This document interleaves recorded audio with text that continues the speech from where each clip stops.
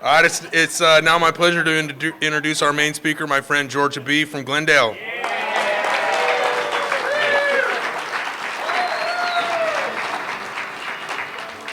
Hi everyone, my name is Georgia. I'm an alcoholic.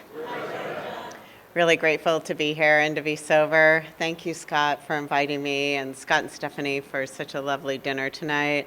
And my husband, Trenton, we got married just about a month ago, and they said it wouldn't last.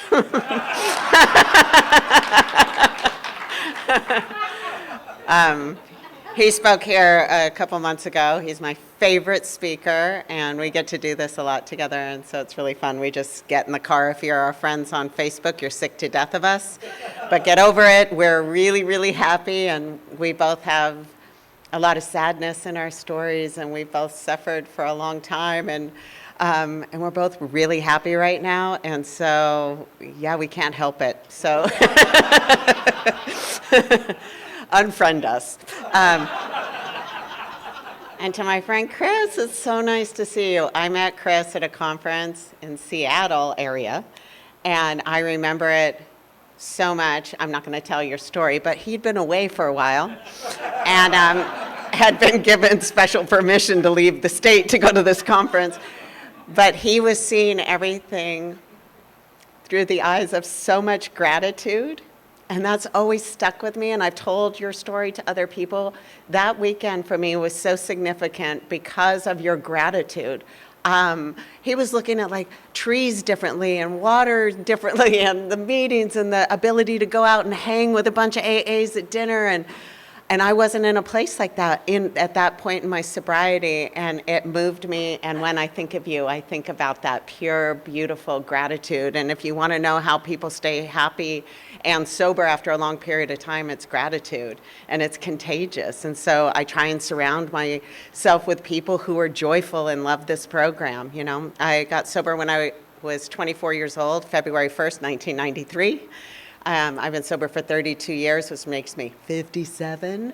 I never dreamed I would be this old, and I realize that there are some people here who might be older than me, but this is the oldest I've ever been, and it is shocking. Like, there is some stuff going down, and sometimes I look in the mirror and I'm like, oh, or I walk by a store window and I'm like, see my reflection, I'm like, Mom?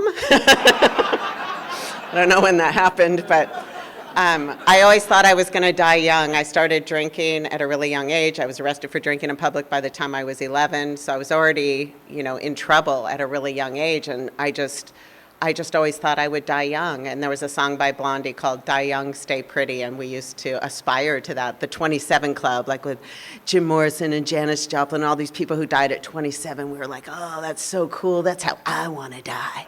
And but now, I'm getting a little long in the tooth. I have to have new dreams.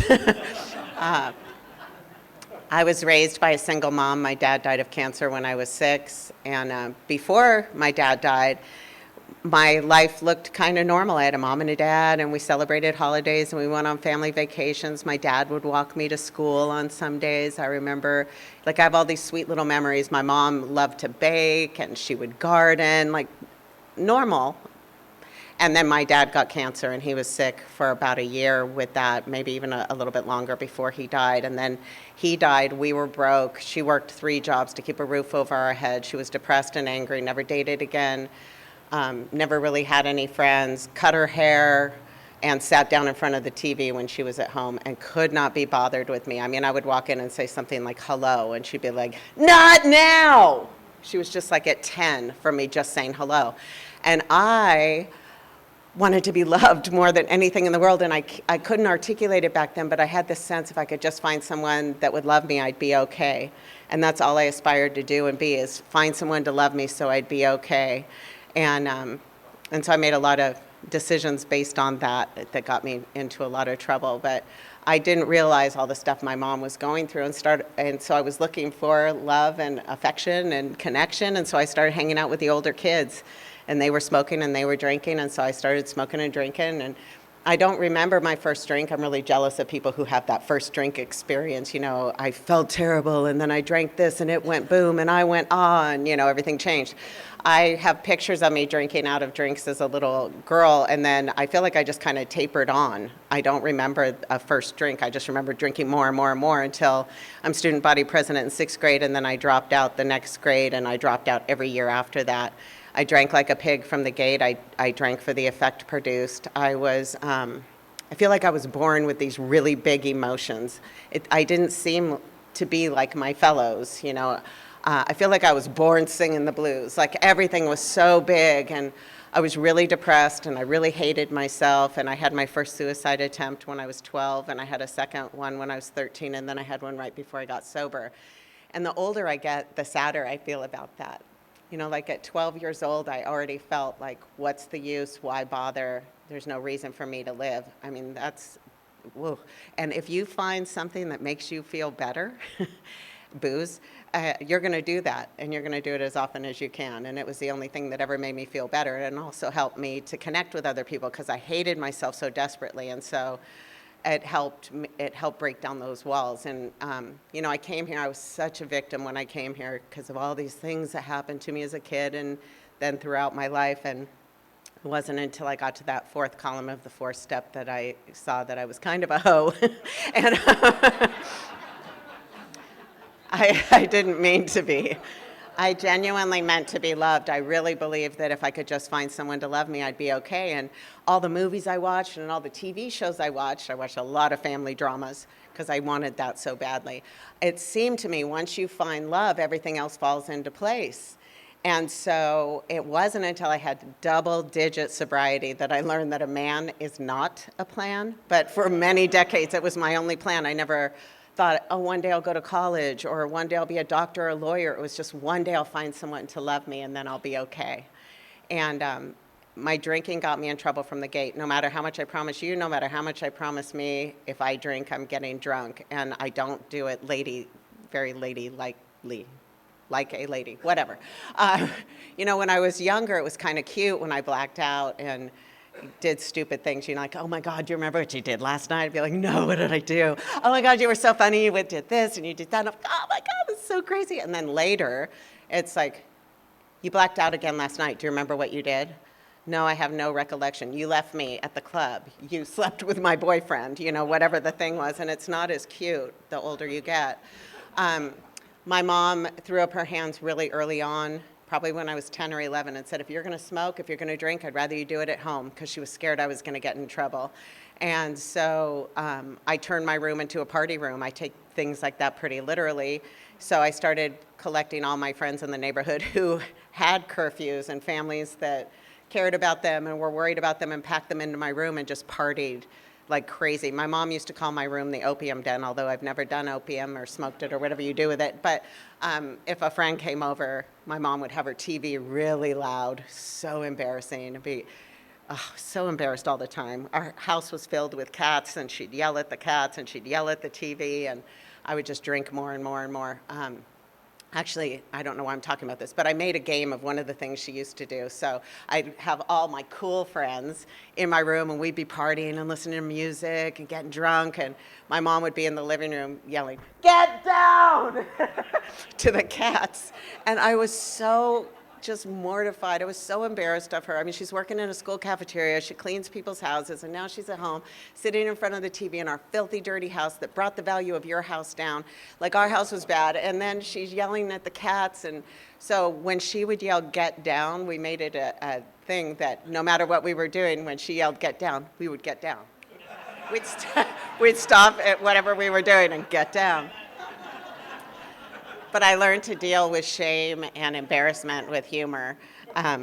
So by the time I was 13, I ended up pregnant, and I terminated that pregnancy at the urging of my mom and my boyfriend.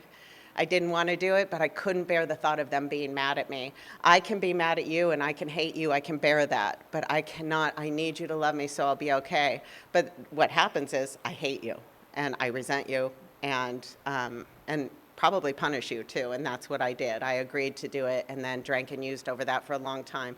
And it wasn't until I came to the rooms of Alcoholics Anonymous that I learned that we won't regret the past nor wish to shut the door on it. But back then I was just collecting regret and having no place, no way to deal with it. And so I would just drink more and more. And then when I drank, I would do more things. And, it's just that vicious cycle. My only family was my mom and my grandma. And my grandma actually lived in Cambria. She moved up there in the 60s, bought a house as a single woman. And my mom and dad met there. Used to drive this corridor quite a bit, going back and forth. But my mom and my grandma were my only family. And I was always told, it's just the three of us. We have to stay together. The world is a hard, cold, scary place. You can't trust anyone. People are going to hurt you. You're going to have to work one day, and it's going to be terrible. Work is terrible. And people like us, we don't get opportunities like other people. It was just like all that doom and gloom. And then, it's just the three of us. And I was like, ugh, like this is awful. And my grandma hated me. And I'm not... Some people are like, oh, I'm sure she didn't. I'm sure she loved you. I'm like, no, she told me frequently what a piece of crap I was, how it ruined my mom's life. If my dad were alive, how disappointed he'd be in me. If we were in a family picture together, me, my mom, and my grandma would look like this. If she had to be near me, she definitely did not like me. And the only vacations my mom and I ever went on after my dad died was to go see my grandma, and we'd have to stay in her tiny little house, and they'd watch brown TV all day and brown clothes, like dull flannel house coats and brown TV, and everything was brown and depressing, and they were depressed. And my mom, maybe we'd go out to dinner or something, but I'd have to leave all my friends and go spend this time with my mom and my grandma, and then my grandma would come in at night, just hammered. She was drinking all the time. She would say, your grandma's not an alcoholic, I'm just a drunk. I had no idea that those two words were the same thing until I got a thesaurus and came to AA, but I learned later that my grandma was the town drunk. But she would come in at night and she would tell me, how I ruined my mom's life, and she'd just be all drunk and nasty, and she would tell me, I'm going to be dying soon too. How are you going to feel? And well, not so bad, actually. No, but that's actually not true. It really scared me because I saw what happened when my dad died, and I really didn't want my grandma to die. And really, my hatred for my grandma was what she was mirroring to me. Like, I knew some of the stuff she was saying was true. And she was a constant reminder of those bad parts of myself. And so she started telling me that she was going to die. And I didn't learn until much later. She started telling my mom that she was dying when my mom was 9. My grandma had her when she was 18. So my grandma died from the age of 27 until she actually died at 90. But I didn't know that, so it was always like, poor me, I'm going to be dying any day. You better shape up. You're going to regret it, So these women were nuts, and I was in and out of school. All I cared about was drinking. The only way I got to the next grade was I'd either go to summer school or continuation, and so I was able to do that because my ego, sometimes our character defects work in our favor, would not allow me to stay back. So I ended up getting all the credits you get in 3 years. In 1 year, graduated from high school, and as soon as my mom knew I was graduating, she quit those 3 jobs, claimed bankruptcy, got in the car. I have pictures of her waving goodbye, and moved up north to live with my grandma. And I was like, cool, Cuckoo Town is all contained, and now I can live the way I've always wanted to, which is crazy because I've never been grounded. I've never had any rules. I've never not done exactly what I wanted. But it was that idea that I'm finally free. And so I ended up getting a really great job right out of high school. And, we're resilient people. We can fit in. My drinking kind of looked like build my life up. Student body president, yay, drinking, drop out. Pregnant, drop out. Build my life up again, get a great job, have an affair with my married boss. I'm always bringing everything crashing down. I'm a multiple restarter, but it's rare for me to finish anything. But now I'm getting more and more tired of having to restart. I'm so tired. And I ended up getting a boyfriend who had a little problem with crack cocaine. Spoiler alert, there are no little problems with crack cocaine, but I didn't know that. He was my roommate's brother, and she said, hey, can my brother come stay with us? His wife kicked him out. She's so uncool. He had a problem, but he's better now. Hadn't really gone to a program or anything, or wasn't sober, but the thing I liked most about him is he was crazy about me. And I needed somebody to love me so I'd be okay, and it didn't even matter how I felt about him at all. And what I did learn is that I can't be with someone who has a different buzz, because it's weird and creepy. And so he was acting all weird and at the window, shh, shh, doing weird stuff. And so I said, I want some, because I couldn't break up with him. That just wasn't an option. So give me whatever you're doing. And so I started doing that with him, and within 6 months, I lost everything. I got evicted from where I lived. I got fired from my job, and he sold my car for a piece of crack cocaine, which went for about $20 at the time. And when I had no place to go, my best friend, Diana, her parents took me in. My best friend, Diana, and I grew up together. She's been my best friend since kindergarten. She's the prettiest girl in the whole world. I still love her. She was my maid of honor when we just got married. And I did not know that she was at her end with me by that time, especially with all the stuff that had happened with my crack addiction and all of that. But she had graduated a semester early from high school, moved to San Diego, and was living a big life, and I had continued just to stay in and around our hometown, just circling the drain. And when I had no place to go, it was her parents that took me in, and they were the kind of family that sat down to eat dinner at the same time every day, and they went on family vacations, and they seemed to really love each other, and they drank, so I liked that too. So I went to live with Diana's parents, and by that time in my life, I had been to meetings of Alcoholics Anonymous with friends who really needed it. That's so good for you. Sure, I'll come and support you. I'm so proud of you. But, looking at the steps and all the God stuff, I wasn't raised with any kind of religion. I kind of felt sorry for people who believed in God. I thought it's sad you have to believe in something outside of this world to make this life tolerable, and I kind of pitied people like that. So that there was that. And then if there was a God, I really didn't care for his work so far. So I just knew that wasn't going to work for me. And then I remember some guy, probably my age now, getting up to the podium and saying, it's the first drink that gets you drunk. And I remember thinking, what a bunch of lightweights,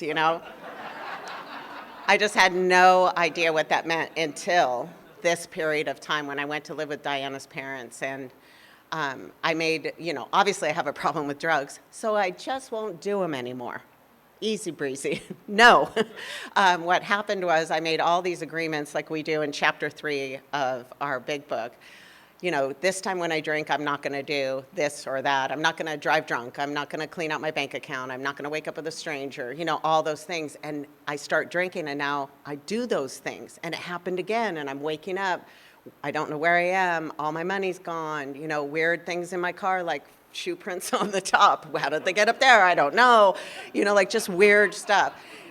My car parked askew, and I thought, oh my God, maybe I can't drink either, And I started seeing that what that meant is the first drink gets you drunk, is that the only choice I have is whether I pick up that first drink. Once I pick up that first drink, I no longer have a choice. So I thought, well, how hard could it be? I'll just not drink.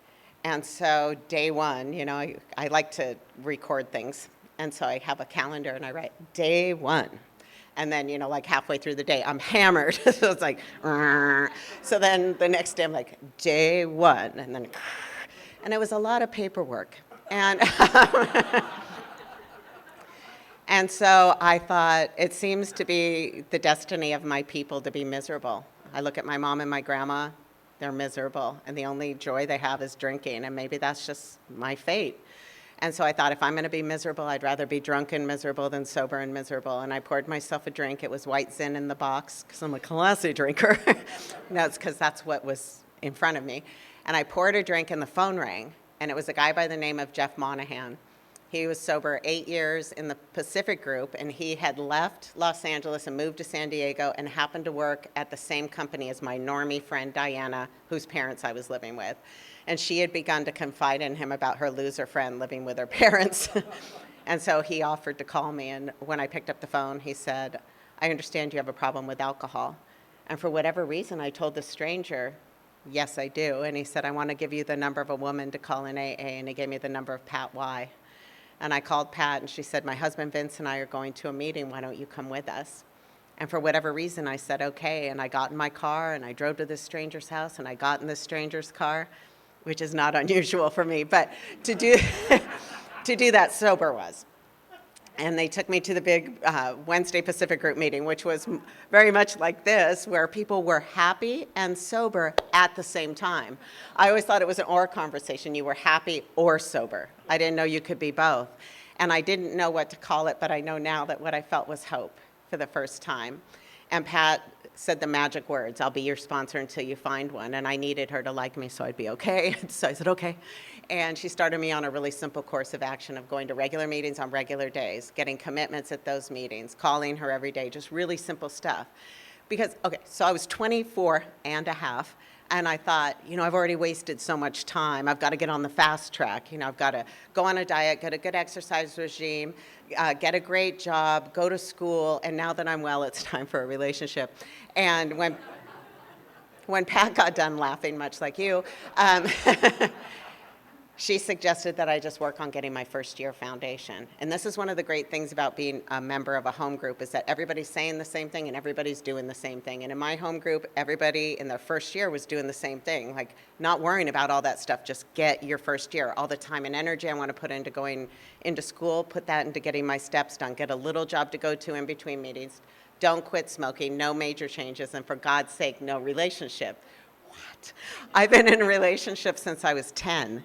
Relationships, and sometimes more than one at a time. So that was going to be a challenge. But my thought here was, I'm going to do everything I'm asked to do, and I'll show you how it won't work for me because my case is so different. My story's too tragic. I'm too gone. So I started doing what Pat asked me to do, and I never had structure in my life ever.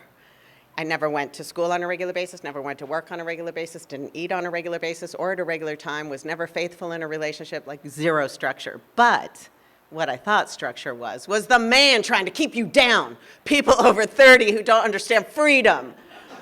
But I had never had any. So by just having this tiny bit of structure of calling Pat every day, going to the same meetings every day, the same week, every week, just these little things, what happened was I was able to exhale. It was like the more structure I had, the more creative I was.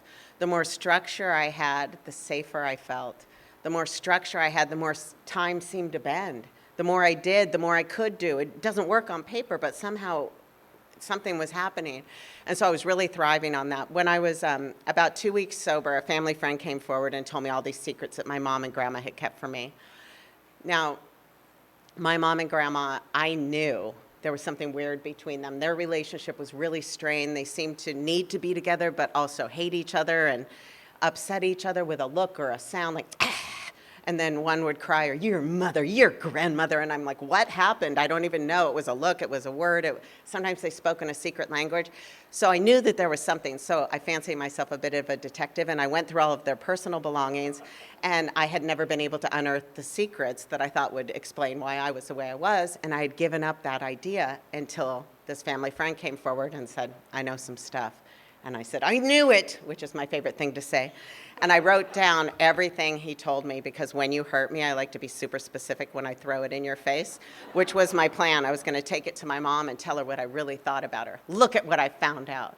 But something made me call Pat first. And I called Pat and I said, look at what I found out. And she said, it's so good you have that written down. You're going to need that later. And I had no idea what she meant. And she said, but for now, I want you to work on being a good daughter and granddaughter, which just sounded crazy to me. Like, did she not hear me?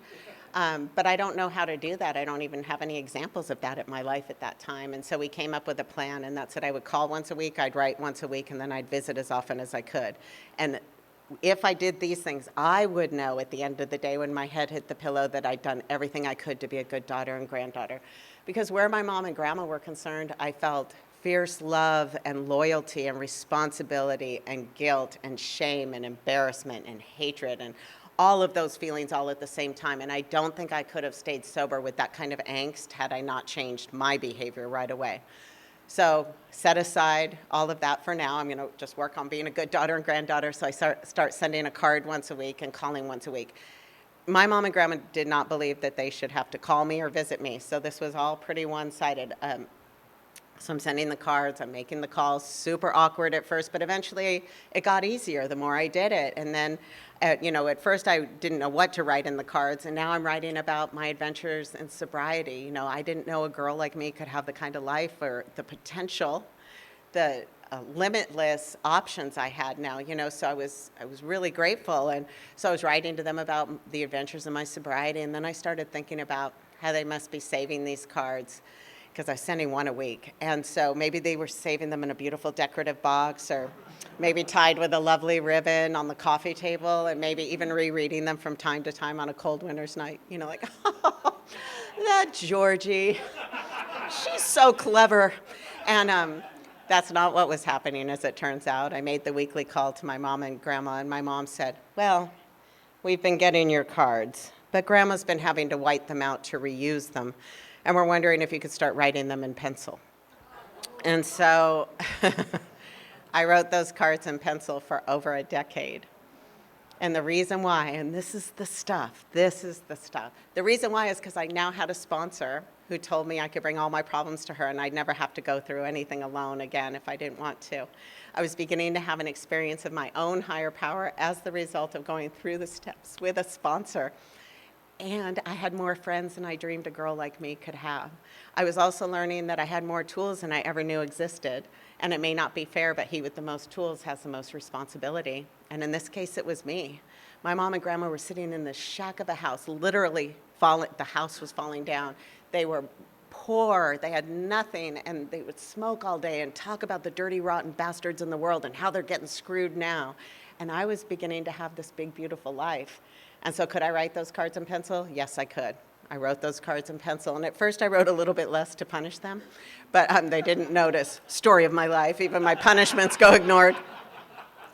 But eventually I picked up the pace again. And this was such a great lesson in learning that I'm only responsible for my side of the street. What you do on your side of the street, none of my business. In fact, the dirtier your side of the street is, the cleaner mine needs to be. And the exercise here was to be a good daughter and granddaughter, not if I deem them worthy, not if they reciprocate. There were no conditions. That my behavior defines who I am, and I get to decide who I want to be, and that works in all areas of my life. I get to be a good employee, even if I think my boss is a jerk. He's not, though. I have a really good boss right now. With friends, I get to be a good friend, even if they commit friendship crimes, whatever that is. The only access to power I have is on my side of the street. Now, I will fiddle about over on your side of the street from time to time, thinking there might be some power over there. There is not. I've done the work. It's not there, I promise you. And I think, gosh, I was maybe 3 years sober, and I accidentally slipped a card through in pen. Anybody who's a therapist here may say maybe it wasn't an accident, but I'm saying it was. And I slipped a card through in pen, and I made the weekly call to my mom, and she said, well, we got your card, but it was in pen. And I remember being like, oh no, I was not feeling as spiritual that day, but I knew well enough to say, I've got to go. So I'm like, oh, look at the time, I've got to run. And I hung up the phone and I called Marilyn Slater, who's been my sponsor the past 30 years. And I said, that's it. I call, I write, I visit, I'm done. And she said, oh, I think you've made a wonderful amends to your mother and grandmother, and you don't owe them anything else. And I said, yes. And she said, however, I think it would be a wonderful spiritual exercise if you continue to do so. And so I did.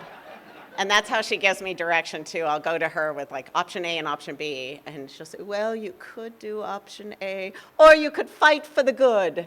It's up to you. And, yeah. So, anyway, back to my first year. I'll get through that. So my first year, I went through the steps with a sponsor. I made it to that first year, and I stayed out of a relationship for a year and about an hour and a half, because I take direction really literally, and I was told to stay out of a relationship for a year. So at 1:30 a.m., I consummated a relationship with my new fellow. We got engaged 2 weeks later, and we were married 6 months later. And I was married to him my first 5 years of sobriety, and those were great years because we always stayed close to our sponsor. AA was at the center of our lives, so when it didn't work out, We didn't have to be unkind to each other or fight over our home group. We were able to walk through that with grace and dignity, and that is not me. That is Alcoholics Anonymous. And after we split up, I got together with someone else, was having a good time. I was, by that time in my life, I had begun to find that need for you to love me so I'd be okay, that emptiness that I felt only gets filled by my loving you. The loving actions I took toward my mom and grandma, that's what made me love them. When I'm lonely, it's picking up the phone and calling you. Getting is good, getting feels good, but getting has never filled that emptiness. And so I was kind of a service junkie because I was thriving on it. The more I helped you, the better I felt. And so my life was operating at a very high velocity, 7 days a week, just like, ah!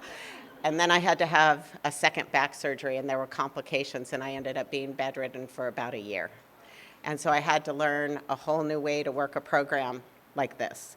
And I couldn't be of service in the way that I had learned to and that I was thriving in. And so I learned that by allowing people to help me was a way I could be of service. And I had to have babysitters every day, and it was humbling. And Keith Carpenter is an old timer who used to talk about the seemingly good and the seemingly bad. And I look back at my life at these seemingly bad times, and they turn out to be some of the best times of my life, where I felt the most cared for, the most connected, the most alive, the safest, all of those things. And I had people babysitting me I honestly wouldn't have had a cup of coffee with. I remember they're telling me, like, who's coming over on Friday night, and I'm like, oh, no, not her. Wasn't she a nun? Like, what do we have in common? I don't know what we're going to talk about. But I ended up forming these bonds with people that I would have missed otherwise. It's kind of like when you share a commitment with someone at a meeting that you don't know, and then you get to know them, and we have all these special connections with each other. And so I was so well taken care of by my home group. I also learned from this experience that there were people that I thought should have been there for me that couldn't be. And I learned that that wasn't personal. That was not about me. That was about them, and that God gave me just what I needed, just when I needed it, and sometimes not a second before. And so I was well taken care of, just not necessarily by the people I thought I would be. The guy I was seeing came to me one day, many months into the sickness. I was really sick, and I mean, it was a lot.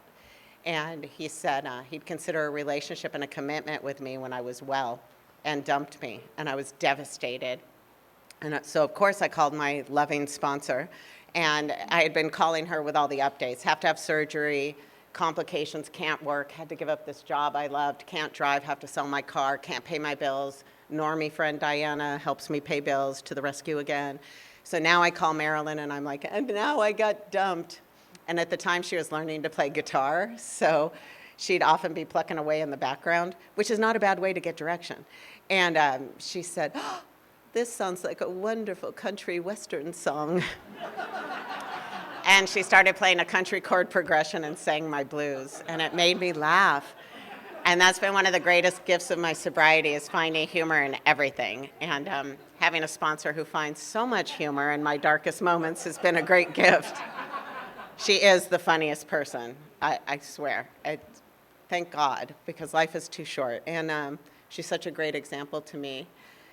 You know, just an aside, that I always thought that if you knew everything about me, you couldn't love me. And it's just the opposite. It's like, the more I know about you, you know, I'm happy about your joys and your successes, but what really connects me to you is your pain, the embarrassing things and all of that. And Marilyn was the first person to know everything about me and still love me. And having that kind of relationship, it's another form of freedom. It's another level of freedom I've experienced in sobriety. But anyway, I was so full of uselessness and self-pity, and you know, we can pray for a character defect to be removed, but what normally happens is an assignment appears. And in my case, it appeared in the shape of a guy named Mike Finch. He was 34 years old, and he'd been diagnosed with Lou Gehrig's disease. And I had watched him go from walking and talking to being paralyzed from the neck down. But the thing that never changed about him was his love for Alcoholics Anonymous. He used to say, there's no cure for ALS except for AA. And he'd load up his handicap van with all these guys he sponsored, and they'd go to conferences and ball games and different meetings in different towns, you know, just get in the car and go. And he was so joyful. I used to call him the Make-A-Wish boy, which is very distasteful, but he had a good sense of humor. But his wife had also left him when he was sick. And so we had that in common, and we became friends, and then we became more than friends. and I was able to help take care of him the last 6 months of his life. And I didn't know I was capable of loving someone that way, because I'd always measured love and how you loved me, you know? And in falling in love with Mike, I found something redeemable in me. There's a woman in our home group, her name is Julie, and her son died on his high school senior trip in a car accident. And she was grieving for a really long time. And well-meaning people will say stupid things. You have to forgive them every day, forever and ever and ever. But anyway, people were saying things to her like, oh, I think you've been grieving a really long time. Maybe you need to get outside help. Or haven't you been grieving long enough? Or, anyway. So she said, she said something to the effect of, I want to feel every feeling that had to do with this glorious boy that I love so much. And that always stuck with me, that somehow she saw the seemingly bad feelings as a gift of that love as well. And that's always stayed with me, that because Alcoholics Anonymous gives us this beautiful net with God's steps, sponsorship, the fellowship, this beautiful net is there. And so I got to love a man that I knew was going to die and it wasn't going to break me. I get to pursue my dreams and embarrass myself because that beautiful net of AA is there, and I get to feel all the feelings. And I got to experience that whole thing with Mike, and I would have missed it otherwise. About a month before Mike passed away, my grandma had a stroke, and then she was sick for a couple of weeks, and then she passed away. Now, I don't know when this happened, but somewhere in those first couple years of sending the cards and making the calls and changing my behavior only, my grandma changed. I would start calling and she'd say things like, well, you know your grandma loves you. And I'd be like, oh, no, I didn't. But inside voice. But I kept waiting for the other shoe to drop, like, oh yeah, we'll see how long this lasts. But she never stopped drinking, never went to a meeting, never worked a step, and yet her life was profoundly changed by Alcoholics Anonymous. And I think just as our disease ripples out into the lives of the people we love, so does our recovery. And so my grandma turned into nice grandma, and she stayed nice grandma till the end. In fact, I used to call her Granny Goose, and we had the sweetest relationship. So when she died, there weren't any regrets, and I got to be there for my mom. And then Mike passed away in hospice about a month later. I was living in San Diego with him. I moved back to LA, and it was a little hard to get back into the routine of things after being sick for so long. And it's kind of starting to rebuild my life, and my mom said that she needed to see me.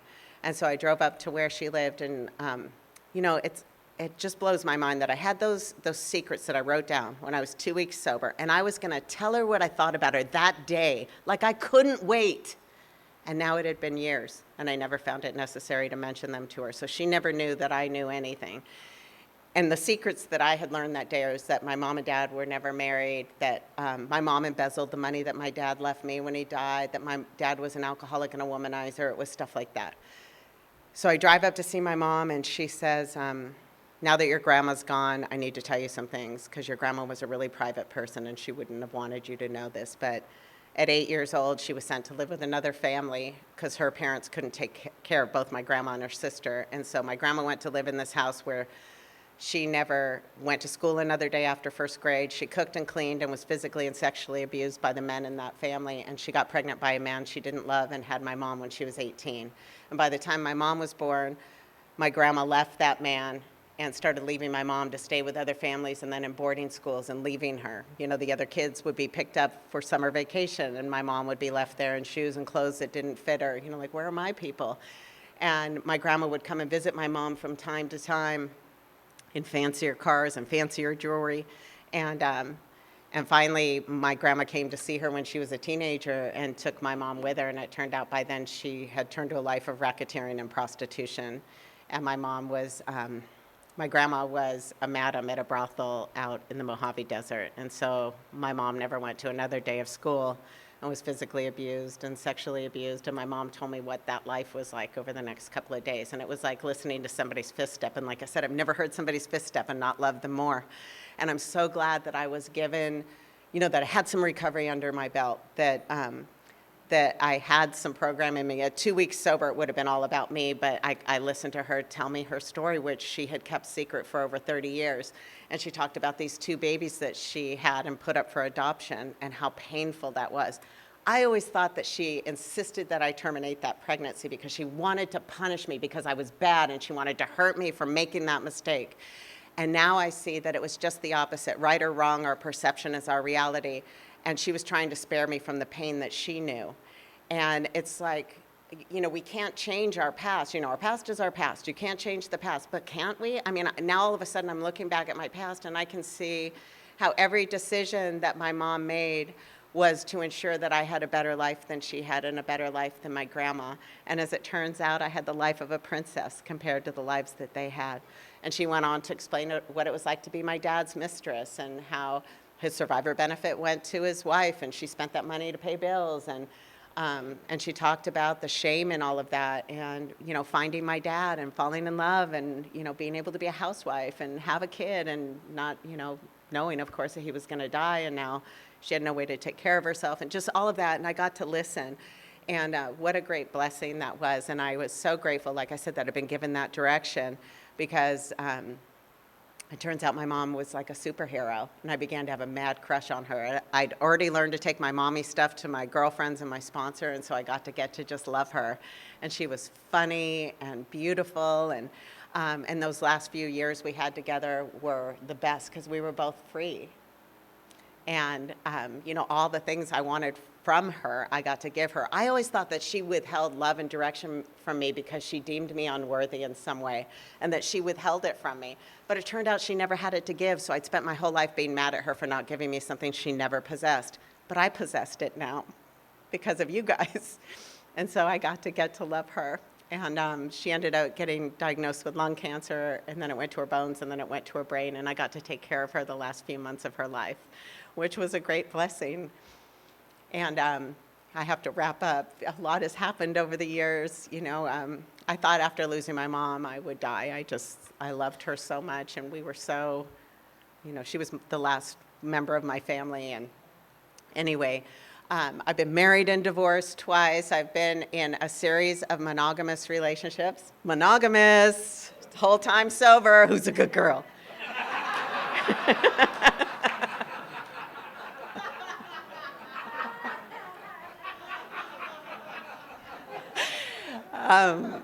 But I had never really found the one, and it just didn't. I thought maybe I'm just not made for that.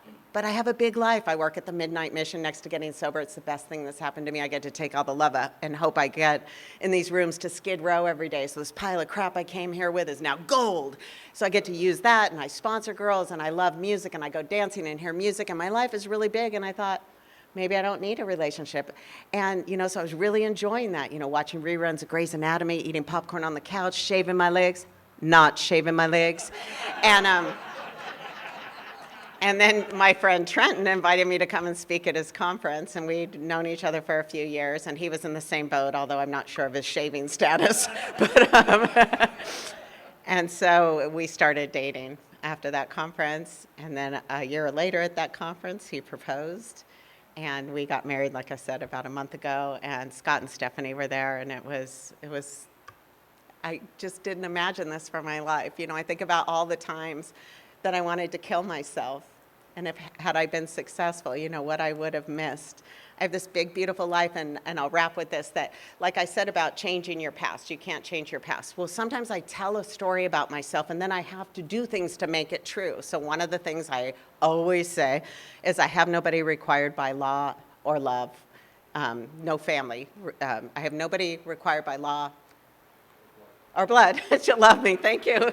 And so that's kind of been a badge of honor in a weird kind of backwards way. And now, Trenton and I got married, and he's got 2 kids and 6 grandkids who I adore, and they adore me. And so I have to retell this story now, and who knows what tomorrow holds. But I'm very grateful. I mean, it's just getting better and better is what I'm saying. And I'm very grateful to be sober. Thank you.